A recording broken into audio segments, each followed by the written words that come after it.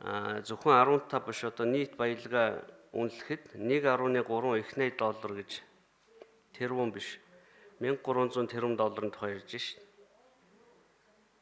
Ингээд бүртгэгдсэн, нөөцөн тогтоогдсон 80 төрлийн ашигт мултамлын 1170 орд 8000 шахам илрэл орд болж амжаагүй.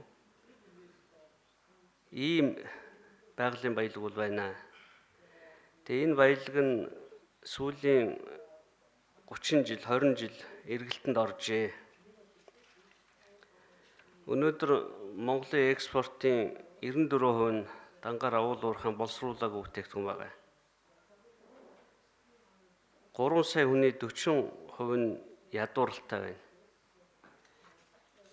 Хэрвээ бид ийм их баялаг экспортлсон бол үндсэн хуулийн 6-гийн 1 заасны дагуу энэ баялаг бол нийт ард түмэнд хүртээлтэй байх ёстой. Тэгэл нөгөө 30 гэрүүл гэдэг нэр томьёо чи ингэж гарч ирдэ шүү дээ. Эдийн засаг өсөж байгаа нь үнэн.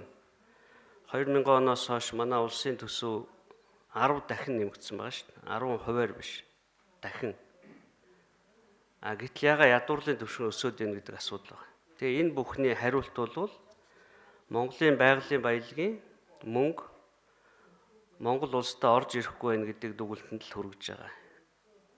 Энийг сонгуулийн үеэр ерөнхийлөгчд сонгогчдод хэлж өгсөн. Баялаг гараад байна. Үндсэн хуулийн 6-гийн 1 заасны дагуу энэ баялаг чинь бидний өмч юм байна. Яхаараа энэ нэг А4-ийн цаасаар лицензээр энэ 30 гэрүүл өөртөө авчиад идэг юм бэ. Ядаж энэ мөнгөний оруулж ирээч гэдэг ийм хүслийг тавьсан. Тэгээ ерөнхийлөгчийг Монголын ард түмний олонхан сонгосон. Одоо энэ мөнгө оруулж ирнэ төрийн байгууллагуудаа. За дотооддоо хийж байгаа ажлаа бас товчхон дурдъя.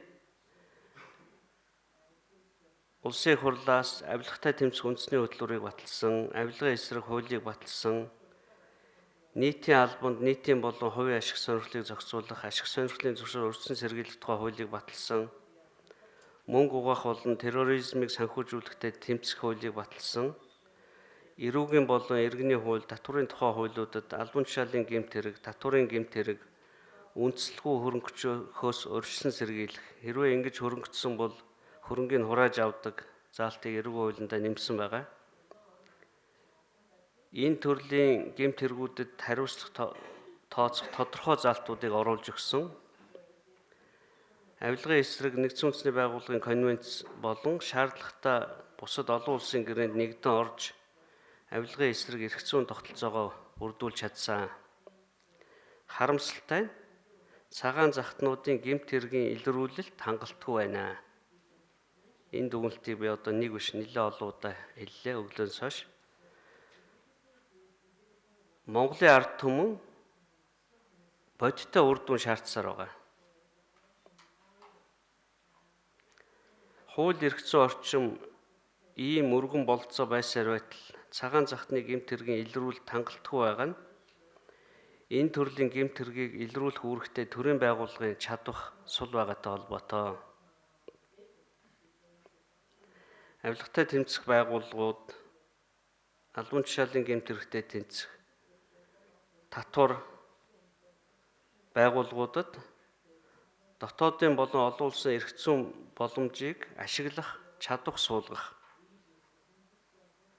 Авилгатай тэмцэх олон улсын сүлжээтэй харилцаа холбоо тогтоох, үйл ажиллагаа уялдуулах, иргэд олон нийтийн байгууллагын хяналтыг нэмэгдүүлэхийн тулд олон улсын мэргэжсэн шинжээч, судлаачдын үнэтэй зөвлөгөө, практик туршлагыг солилцохоор.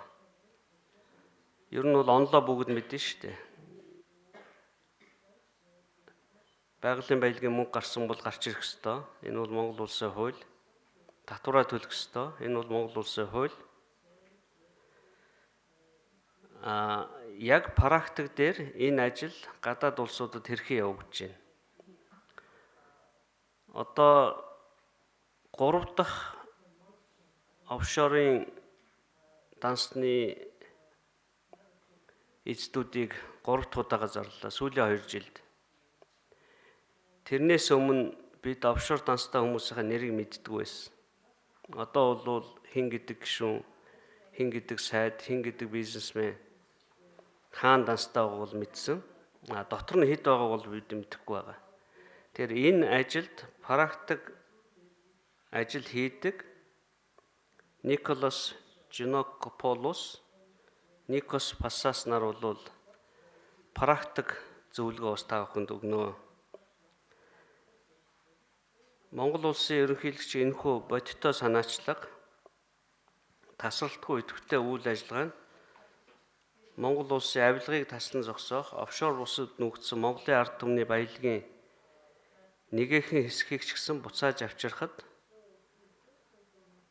бодиттой хувь нэмэр болно гэж үзэж байна. Өнөөдрийн семинарыг ерөнхийлөгчийн тамгын газраас ч гэсэн энэхүү ажлын талаар хуулийн байгууллагуудын хийж байгаа ажлыг байнга анхаарал тавьж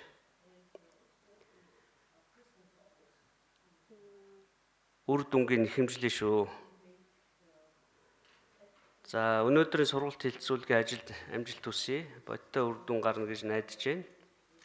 Өглөөний үдээс өмнөх хэсэг бол төрийн байгууллагад зориулсан хаалттай ажил хэрэгээ уулзалт байгаа. Үдээс хойш офшорын эсрэг тэмцдэг төрийн бус байгууллагуудын дунд нээлттэй сургалт бас явагдана.